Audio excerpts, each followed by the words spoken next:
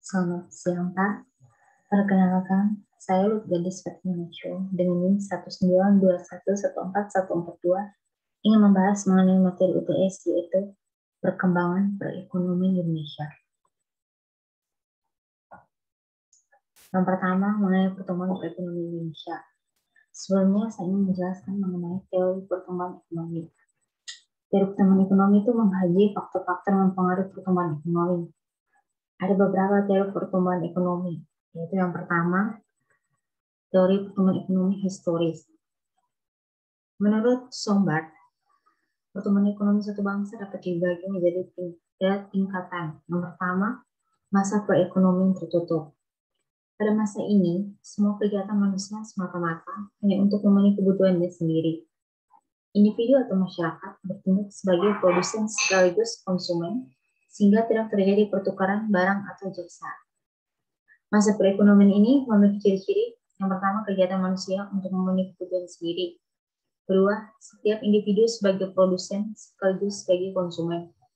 Ketiga, belum ada pertukaran barang dan jasa. Tingkat yang kedua dari teori pertumbuhan ekonomi adalah masa kerajinan dan pertukangan. Pada masa ini, kebutuhan manusia semakin meningkat baik secara kuantitatif maupun secara kualitatif akibat perkembangan peradaban.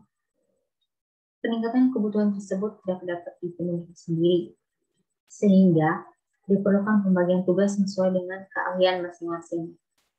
Pembagian tugas ini menimbulkan pertukaran barang dan jasa yang pada masa ini belum didasari oleh tujuan mencari keuntungan atau laba, namun semata-mata untuk saling memenuhi kebutuhan.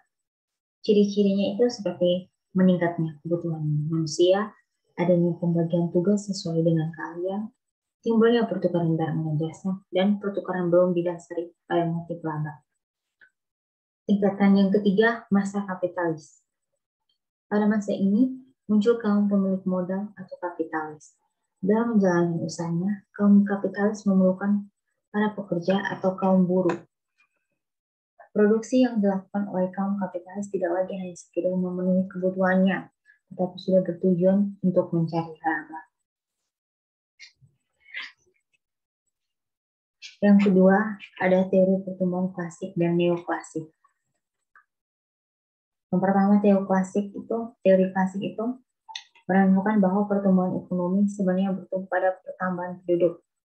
Dengan adanya pertambahan penduduk akan terjadi pertambahan output atau hasil. Yang kedua, teori neoklasik.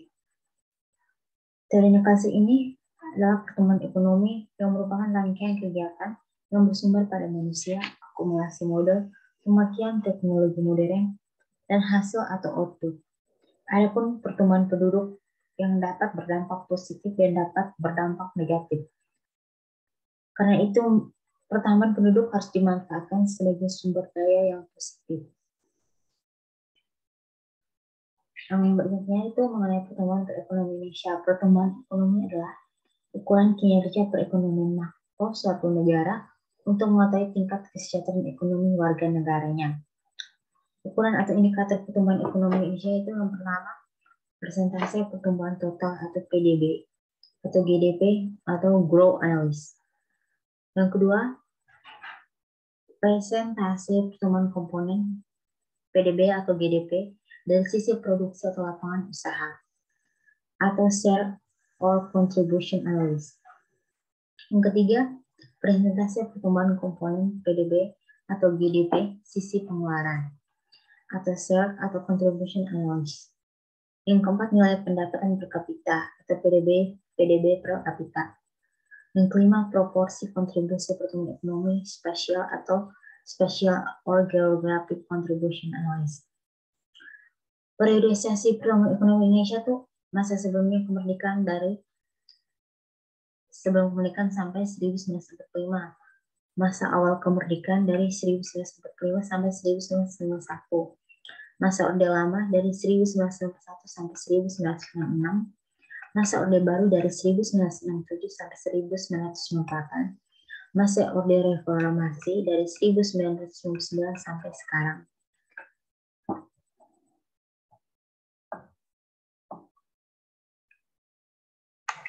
Pada tahun 1998 sampai 2014 itu tingkat GDP Indonesia terus meningkat hingga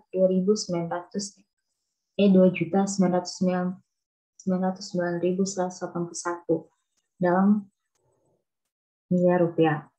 Tapi juga terdapat fluktuasi setiap tahunnya dan menyentuh angka tertinggi pada tahun 2007 sebesar 6,34% dari rata-rata pertumbuhan tahunan sebesar 5,50% pada tahun sebelumnya.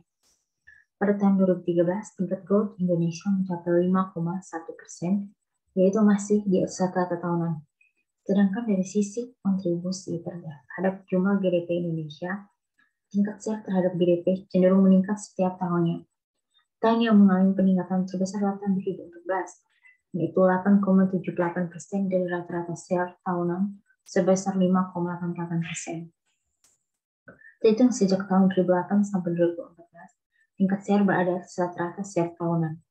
Dalam hal ini, sektor industri pengolahan memiliki kontribusi yang paling besar diikuti oleh sektor perdagangan, hotel, dan restoran.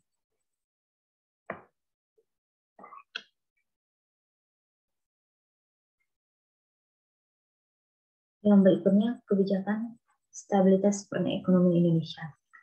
Kebijakan stabilitas perekonomian Indonesia yang dilakukan pemerintah bertujuan untuk menjaga stabilitas ekonomi makro dan untuk meningkatkan dalam sektor keuangan. Stabilitas ekonomi merupakan faktor fundamental untuk menjamin pertumbuhan ekonomi yang berkelanjutan. Stabilitas ekonomi yang membaik didukung dengan adanya penguatan-penguatan dalam sektor keuangan untuk meningkatkan kegiatan ekonomi. Stabilitas perekonomian dapat menciptakan stabilitas harga. Dengan ekonomi yang stabil, masyarakat mendapatkan harga yang rendah atau terjangkau. Sebaliknya, jika ekonomi tidak stabil, masyarakat akan melakukan harga yang tinggi dan sulit untuk melakukan investasi. Pejabat Bank Indonesia menilai terdapat 3 hambatan yang dapat memperlambat pertumbuhan dan stabilitas ekonomi. Ketiga hambatan itu antara lain neraca perdagangan yang rentan, infrastruktur industri yang belum memumpuni, dan rendahnya neraca jasa. Neraca perdagangan di Indonesia masih rendah karena terlalu mengandalkan ekspor barang mentah. Infrastruktur industrialisasi di Indonesia masih minim dapat mempengaruhi sektor pengolahan. Pada sektor industri harus melakukan pengimpor barang modal. Neraca jasa di bidang transportasi masih rendah, sehingga melakukan kegiatan ekspor dan impor menggunakan jasa transportasi milik asing, sehingga dapat menimbulkan defisit transaksi berjalan. Dalam rangka menjaga stabilitas ekonomi makro, pemerintah perlu melakukan program pembangunan ketersediaan data dan informasi statistik, dan pemerintah daerah dapat memenuhi kebutuhan data dan informasi statistik yang akurat dan beragam dengan melakukan memperbaiki metode penelitian, pengolahan, dan analisis data. Wabah COVID-19 sedikit banyak mempengaruhi perekonomian Indonesia di mana pertumbuhan ekonomi melambat. Sektor yang paling terdampak adalah sektor pariwisata karena adanya larangan traveling. Dampak adanya larangan traveling berimbas kepada industri perhotelan dan transportasi. Jika terjadi perlambatan ekonomi, maka daya serap tenaga kerja akan berkurang. Terjadinya banyak pengangguran dan meningkatnya kemiskinan. Kebijakan fiskal dan kebijakan moneter yang diambil pemerintah Indonesia dalam menghadapi pandemi COVID-19 yaitu melakukan realokasi anggaran pengadaan barang dan jasa untuk penanganan COVID-19 dan memberikan bantuan kredit kepada pelaku dunia usaha, terutama kredit usaha rakyat atau KUR. Kebijakan ini diambil pemerintah Indonesia agar perekonomian tetap bisa terjaga meskipun di masa pandemi COVID-19. Pertumbuhan ekonomi setiap negara itu menjadi tolak ukur tingkat kemajuan atau kemundurannya. Semakin baik pertumbuhan ekonomi negara, maka semakin berpotensi menjadi negara maju. Untuk menjaga stabilitas ekonomi dalam sebuah negara, dibutuhkan kebijakan fiskal, kebijakan moneter, dan kebijakan makroprudensial. Kebijakan fiskal itu dilakukan oleh bank sentral dan pemerintah untuk mengukur kestabilan ekonomi negara melalui pengendalian atas penerimaan dan pengeluaran pemerintah. Penerimaan pemerintah dalam hal ini berupa pajak yang diambil dari pengeluaran masyarakat. Penerimaan pajak dapat digunakan untuk meningkatkan pertumbuhan ekonomi dengan membangun fasilitas publik, membuat program bermanfaat, belanja barang untuk memenuhi kebutuhan masyarakat, dan dapat menjaga kestabilan perekonomian Indonesia. Kebijakan moneter dilakukan oleh Bank Sentral dalam mengatur persediaan uang yang beredar agar mencapai kestabilan internal, eksternal, serta stabilitas ekonomi. Kestabilan tersebut bisa berupa pertumbuhan ekonomi neraca pembayaran, serta neraca pembayaran internasional. Langkah-langkah yang dilakukan oleh Bank Sentral adalah dengan menetapkan suku bunga serta mengendalikan jumlah uang yang beredar agar nilainya tetap stabil. Dan berikutnya kebijakan makroprudensial yang menjadi tugas utama Bank Indonesia dilakukan untuk menjaga stabilitas sistem keuangan. Kebijakan makroprudensial ini dimulai sejak tahap awal, yakni pemetaan dan pemantuan risiko, hingga berlanjut ke tahap pemilihan instrumen kebijakan yang diperlukan berikut. Tahap terakhir adalah evaluasi untuk mengetahui efektivitas tindakan yang diambil. Pembuatan kebijakan fiskal maupun moneter mempunyai tujuan yang baik, yakni menstabilkan perekonomian negara. Pembuatan kebijakan fiskal dan kebijakan moneter memberikan dampak bagi negara dan masyarakat. Dampak kebijakan fiskal dan kebijakan moneter terhadap perekonomian adalah negara dapat mengalami inflasi dan suku bunga naik. Inflasi yang tinggi dan tidak stabil dapat menyebabkan pendapatan masyarakat turun dan dapat memberikan dampak terhadap nilai rupiah. Jika suku bunga naik, maka penanaman investasi dapat meningkat. Sehingga banyak dibutuhkan tenaga kerja membuat banyak lowongan kerja dan tingkat pengangguran dapat menurun. Pemerintah itu perlu melakukan kestabilan nilai rupiah agar inflasi tidak terjadi. Apabila inflasi terjadi, maka harga-harga barang akan naik dan permintaan barang ekspor akan menurun. Masyarakat dapat menjaga nilai tukar rupiah stabil dengan tidak melakukan transaksi menggunakan mata uang asing. Kestabilan nilai rupiah mengandung dua aspek, yaitu kestabilan nilai mata uang rupiah terhadap barang dan jasa yang tercermin pada laju inflasi, dan kestabilan nilai mata uang rupiah terhadap mata uang negara lain yang tercermin pada perkembangan nilai tukar.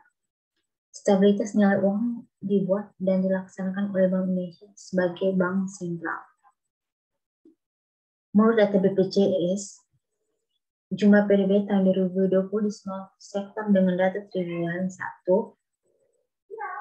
3922679,10 triwulan 2 3687745,50 dan triwulan 3 dengan 3894699,00. PDB tahun 2020 mengalami penurunan pada triwulan 2 karena adanya pandemi COVID-19 yang mempengaruhi perekonomian Indonesia yang berdampak luas terhadap beberapa sektor ekonomi dan mengalami kenaikan pada triwulan 3 akibat diterapkannya kebijakan fiskal dan kebijakan moneter di masa pandemi COVID-19. Untuk meningkatkan pendapatan nasional di masa pandemi COVID-19, pemerintah Indonesia juga melakukan perdagangan internasional di bidang ekspor dan impor. Apabila kegiatan ekspor lebih besar daripada kegiatan impor, maka perekonomian dapat meningkat. Sehingga kegiatan ekspor dapat meningkatkan pertumbuhan ekonomi dan meningkatkan produk domestik bruto atau PDB. Sedangkan apabila kegiatan impor lebih besar daripada kegiatan ekspor, maka perekonomian dapat menurun.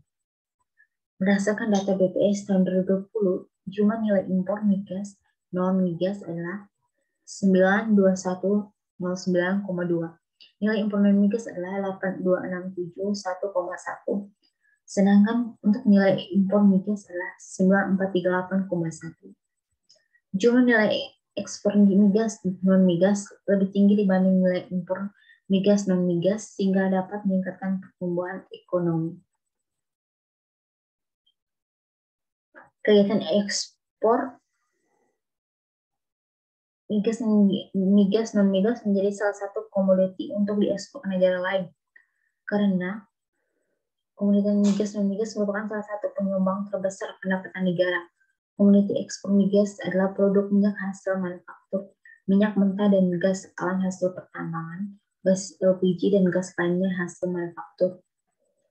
Komoditas ekspor migas merupakan hasil pertanian terdiri dari biji, kopi, teh, rempah-rempah, tembakau, biji coklat, udang, dan lain-lain. Hasil manufaktur itu tekstil, produk kayu olahan, minyak sawit, bahan kimia, produk logam dasar, peralatan listrik, alat ukur, optik, semen kertas, karet olahan, dan lain-lain. Dan hasil pertambangan dan sektor lain yakni biji tembaga, biji nikel, batu bara, bauksit, dan lain. Terdapat 4 sektor yang dapat meningkatkan ekonomi Indonesia. Sektor ekspor Indonesia antara lain sektor industri, sektor pertambangan, sektor pertanian, dan sektor lainnya. Sektor ekspor Indonesia didominasi oleh sektor industri. Sektor industri dapat diandalkan Indonesia untuk melakukan kegiatan ekspor, sehingga dapat meningkatkan pertumbuhan ekonomi dan pendapatan masyarakat. Dan berikutnya, perkembangan ketenaga kerjaan di Indonesia.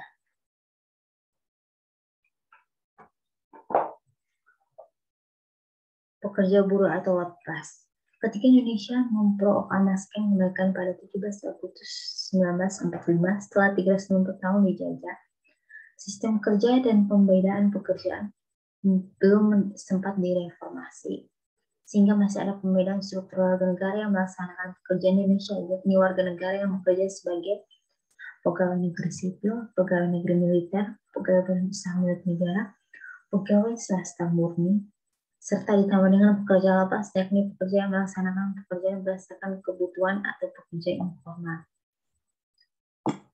Hingga saat ini, semua pekerja dan pegawai melaksanakan pekerjaan relatif tanpa kesepakatan kerja yang dibuat antara pekerja atau buruh sebagai penyedia jasa dan tenaga dengan penggunaan jasa dan tenaga dalam kedudukan yang setara yang dituangkan dalam perjanjian kerja. Dalam era industri saat ini, perjanjian kerja sebagai wujud dari kesepakatan kerja merupakan hal yang sangat esensial dalam hubungan kerja karena upah atau imbalan diberikan dalam bentuk uang. Ketika masyarakat Indonesia sudah terbiasa dengan hubungan kerja tanpa perjanjian kerja, maka masyarakat tidak memiliki jaminan kepastian terhadap upah sebagai imbalan atas jasa dan tenaga yang telah diberikan. Dengan demikian, hingga saat ini belum ada tolak ukur yang pasti untuk jasa dan tenaga sumber daya manusia di Indonesia, sehingga pemberian upah masih tetap didasarkan pada sistem hubungan kerja warisan zaman penjajahan, yakni hubungan kerja antara pemberi kerja yang bertindak sebagai tuan dan dengan kuli atau kacung atau suruh atau buruh. Upah yang diberikan oleh seorang tuan kepada kuli biasanya dilakukan secara borongan berdasarkan kesepakatan yang tidak tertulis terhadap volume pekerjaan tertentu tanpa ada kejelasan tolak ukur harga untuk jasa dan tenaga manusia yang telah diberikan. Upah yang diberikan kepada seorang buruh atau pekerja lepas biasanya dilakukan berdasarkan sistem upah harian di mana satu hari dihitung 24 jam atau sistem upah bulanan di mana satu bulan dihitung antara 25 hingga 30 hari kerja. Pekerjaan diberikan setiap saat tanpa mengenal waktu, kemampuan, dan keahlian dari penyedia jasa dan tenaga. Tidak adanya perjanjian kerja dalam hubungan kerja mengakibatkan masyarakat cenderung terbiasa dengan sistem bekerja untuk kepentingan diri sendiri, tanpa standar upah, tanpa jaminan keselamatan, tanpa jaminan kesehatan, tanpa jaminan pensiun, tanpa tolak ukur keahlian dan keterampilan, dan tidak ada kenaikan upah secara berkala yang seharusnya disesuaikan dengan pertambahannya pengalaman kerja yang dalam jangka panjang akan menjadi beban bagi lingkungan sosial. Di lain pihak itu, pengguna jasa dan tenaga pun akan merasa kesulitan dalam menentukan upah, sehingga mereka membuat perhitungan upah sendiri yang disesuaikan dengan modal dan kelangsungan usaha, serta tidak menghargai jasa dan tenaga yang telah digunakannya dari buruh. Tidak adanya kesetaraan kedudukan hukum antara penyedia jasa dan tenaga dan penggunaan jasa dan tenaga akan mengakibatkan ketidakadilan, ketidakpercayaan satu sama lain, dan bahkan akan menjurus pada sering terjadinya sengketa pemburuan. Menghadapi era perdagangan bebas tanpa tolak ukur yang jelas, pertumbuhan dalam perjanjian kerja justru membuat masyarakat semakin miskin dan tertindas. Karena sudah menjadi sifat dasar para modal atau investor, pengusaha, dan orang yang bertindak sebagai tuan untuk membayar jasa dan tenaga pekerja atau buruh dengan upah yang serendah mungkin demi keuntungan yang sebesar-besarnya.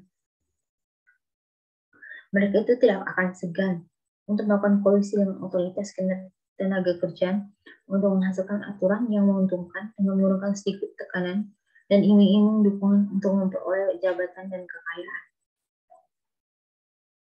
Perbedaan warga negara yang bekerja atau workforce menjadi pegawai negeri sipil, pegawai negeri militer, pegawai usaha milik negara, pegawai perusahaan swasta, dan pekerja lepas dengan standar upah berbeda-beda yang ditentukan secara sendiri-sendiri oleh masing-masing institusi akan menciptakan tantangan masyarakat yang berkotak-kotak.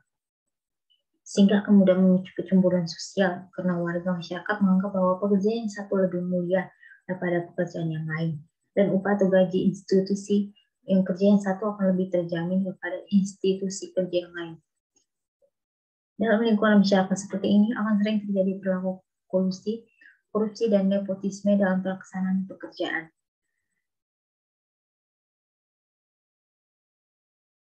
Pemberian upah atau gaji sebagai atas jasa dan tenaga kerja yang tidak dituangkan dalam perjanjian kerja, tetapi hanya berdasarkan pada lingkup jabatan atau autonomi yang diuraikan dalam jenjang kepangkatan dan pada kewenangan yang diuraikan dalam tingkat eselon akan membuat kinerja yang tidak efektif dan tidak efisien karena tanggung jawab terhadap pelaksanaan pekerjaan akan mengerucut pada puncak pimpinan sebagai pejabat yang berwenang.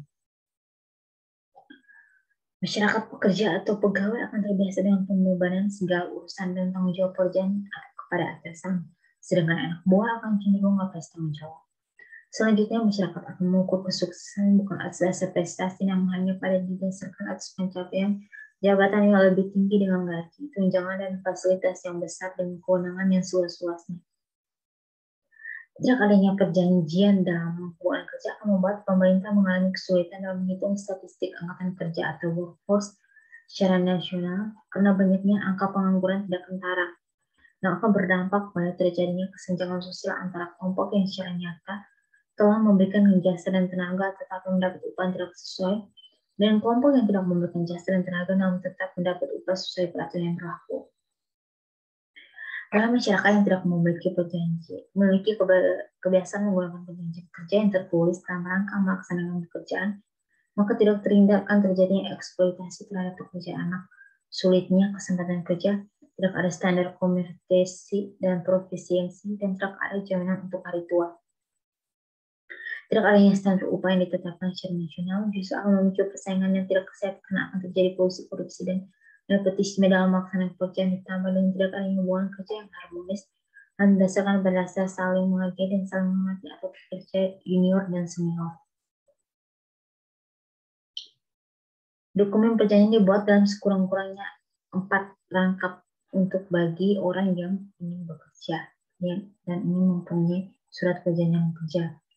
Yang pertama, salinan perjanjian kerja disimpan oleh pekerja.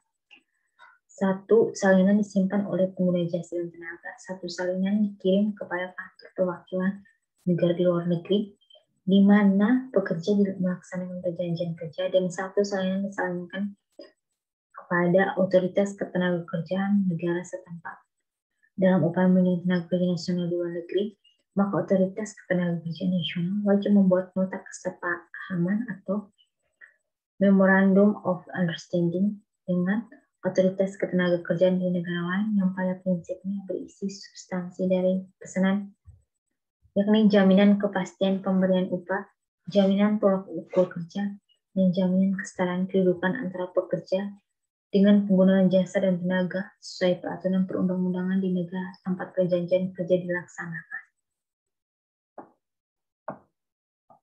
Yang berikutnya, neraca pembayaran Indonesia. Sebenarnya saya ingin menjelaskan mengenai neraca pembayaran. Neraca pembayaran itu merupakan ikhtisar transaksi antara penduduk suatu negara dan penduduk negara lain selama jangka waktu tertentu, atau biasanya 1 tahun. Neraca pembelian ini mencakup pembelian dan penjualan barang serta jasa, hibah dari individu dan pemerintah asing, dan transaksi keuangan. Umumnya neraca pembayaran terbagi atas neraca transaksi berjalan dan neraca lalu lintas modal serta keuangan dan item-item keuangan. Negara tidak dapat secara terus-menerus memanfaatkan atau membeli dari luar negeri, sehingga setiap negara harus berusaha akan neraca pembayarannya seimbang atau basic balance. Apabila jumlah penerimaan lebih besar daripada jumlah pembayaran atau utang atau transaksi kredit lebih besar dari transaksi debit, berarti neraca pembayaran mengalami surplus atau favorable. Sebaliknya, jika jumlah pembayaran atau utang lebih besar dari jumlah penerimaan atau transaksi kredit lebih kecil dari transaksi debit, berarti neraca pembayaran mengalami defisit atau unfavorable. Defisit ini harus ditutup dengan pembayaran devisa, sehingga cadangan devisa atau stok nasional akan menipis, atau ditutup dengan kredit bank atau diselesaikan melalui IMF atau International Monetary Fund. Ketidakseimbangan neraca pembayaran yang terus-menerus ini menunjukkan kepanjangan yang disebut fundamental atau struktural. Kepanjangan struktural mungkin disebabkan oleh ekspor yang hanya terdiri dari satu atau dua jenis barang saja, sedangkan impornya terlalu banyak. Atau mungkin juga karena struktur biaya produksi terlalu jauh berbeda dengan negara-negara lain. Dalam situasi seperti ini, pemerintah perlu mengambil tindakan tertentu seperti devaluasi, pembatasan impor, dan usaha menggalakkan ekspor. Neraca pembayaran yang surplus secara ekonomi akan berpengaruh terhadap tingkat harga dalam negeri, yaitu pengaruh inflator atau mendorong ke arah inflasi atau kenaikan harga. Hal ini disebabkan oleh penambahan permainan efektif. Untuk mengatasi permintaan tersebut, produksi harus ditingkatkan sehingga dapat menciptakan lapangan pekerjaan baru atau tambahan. Jika penambahan pemerintah efektif itu tidak dapat diimbangi dengan penambahan produksi, maka barang-barang diambil dari pasar dalam negeri untuk dijual ke luar negeri, sehingga yang naik hanya harganya saja, bukan produksi dan kesempatan kerja. Apabila neraca pembayaran mengalami defisit, produsen dalam negeri tidak dapat bersaing dengan barang-barang impor yang sangat melimpah. Utang negara bertambah besar, pendapatan semakin sedikit, pengusaha banyak yang gulung tikar, pekerja yang banyak yang di PHK, dan pengangguran meningkat. Hal ini disebut sebagai modal deflator atau mendorong ke arah deflasi penurunan harga. Dalam neraca pembayaran Indonesia tuh terdapat beberapa komponen sebagai berikut. Yang pertama, transaksi berjalan, yaitu mencakup neraca perdagangan. Neraca perdagangan atau disebut dengan ekspor dan impor barang-barang atau dinamakan juga dengan istilah perdagangan nyata. Transaksi ini meliputi hasil sektor pertanian, barang-barang produksi industri, dan neraca, yaitu perbedaan antara ekspor dan impor perdagangan barang yang berwujud. Apabila nilai neraca itu positif, berarti ekspor barang melebihi impornya. Sebaliknya, apabila negatif, maka impor barang melebihi ekspornya. Yang kedua, transaksi jasa. Transaksi ini dikenal sebagai perdagangan ternyata. Dan termasuk dalam golongan ini adalah transaksi dalam kegiatan pengangkutan, kegiatan perjalanan luar negeri, pendapatan dari investasi modal, dan beberapa kegiatan jasa lainnya. Nilai neraca suatu negara akan positif bila neraca tersebut lebih banyak menjual jasa-jasanya ke luar negeri dan membelinya dari negara-negara lain. Nilainya akan negatif bila negara itu lebih banyak membeli jasa pihak-pihak luar dan menjual jasanya ke luar negeri. Yang ketiga, pembayaran pindahan atau transfer unilateral. Transaksi ini meliputi pembayaran di mana penerimanya tidak perlu membayar dalam bentuk uang atau jasa. Neraca pembayaran Indonesia yang kedua yaitu lalu lintas modal. Neraca lalu lintas modal atau capital account mencakup dua golongan transaksi, yaitu aliran modal pemerintah dan aliran modal swasta. Aliran modal pemerintah ini biasanya berupa pinjaman dan bantuan dari negara-negara asing yang diberikan kepada pemerintah atau badan-badan pemerintah. Contohnya itu membantu pinjaman untuk membangun irigasi. Berikutnya aliran modal swasta. Aliran ini dibedakan menjadi tiga jenis, yaitu investasi langsung, investasi portofolio, dan amortisasi. Investasi langsung adalah investasi untuk mengembangkan perusahaan. Investasi portofolio adalah investasi dalam bentuk saham-saham yang dibeli di negara lain. Amortisasi adalah pembelian kembali saham atau kekayaan lain yang pada masa lalu yang telah dijual kepada pembeli negara lain. Neraca pembayaran yang kedua itu adalah neraca keseluruhan. Neraca keseluruhan menggambarkan jumlah aliran neto yang dicatat di ketiga kelompok transaksi, yaitu transaksi berjalan, transaksi modal, dan selisih perhitungan. Neraca Pembayaran Indonesia atau NPI pada triwulan pertama 2021 mencatat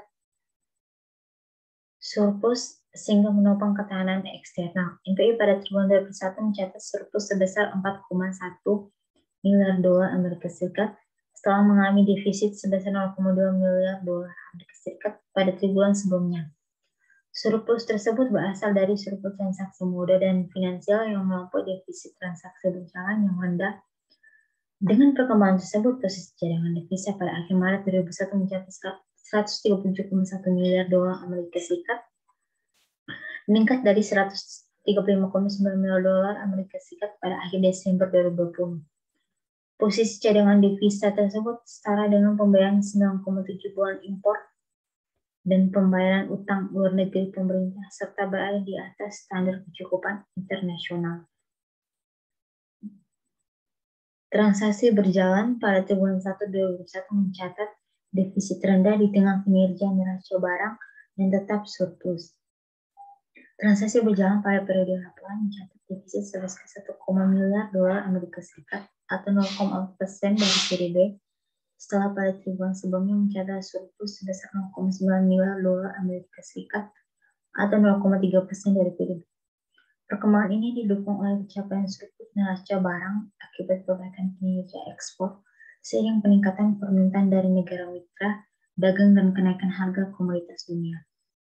Sejalan dengan kinerja ekspor yang positif dan permintaan domestik yang melanjutkan, perbaikan kinerja impor juga meningkat cukup tinggi sehingga menahan surplus neraca barang lebih lanjut. Sementara itu, defisit neraca jasa meningkat antara lain disebabkan oleh defisit jasa transportasi yang lebar akibat peningkatan pembayaran jasa freight seiring kenaikan impor barang.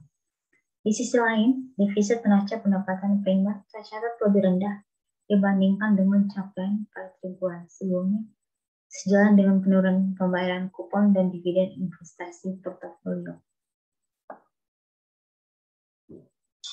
Transaksi modal dan finansial pada triwulan pertama 2021 itu mencatat surplus terutama ditopang oleh investasi portofolio. Pada triwulan 1 2021, transaksi modal dan finansial mencatat surplus sebesar 5,6 miliar dolar Amerika Serikat atau setara dengan 2,0% dari PDB. Setelah pada triwulan sebelumnya mencatat defisit sebesar 1,0 miliar dolar Amerika Serikat atau 0,4% dari PDB. Aliran masuk modal asing dalam bentuk investasi portofolio makin meningkat, seiring persepsi positif investor terhadap prospek perbaikan perekonomian domestik yang tetap terjaga di tengah-tengah ketidakpastian pasar keuangan global yang masih berlangsung. Investasi portofolio mencatat net inflows sebesar 4,9 miliar dolar Amerika Serikat, lebih tinggi dibandingkan dengan capaian surplus pada triwulan sebelumnya sebesar 2, miliar dolar Amerika Serikat, terutama didorong oleh penerbitan global bonds dan peningkatan aliran masuk modal asing di pasar saham. Investasi langsung juga mencatat surplus sebesar 4,1 miliar dolar Amerika Serikat, melanjutkan pencapaian surplus pada triwulan sebelumnya sebesar 4,2 miliar dolar Amerika Serikat, terutama dalam bentuk modal ekuitas.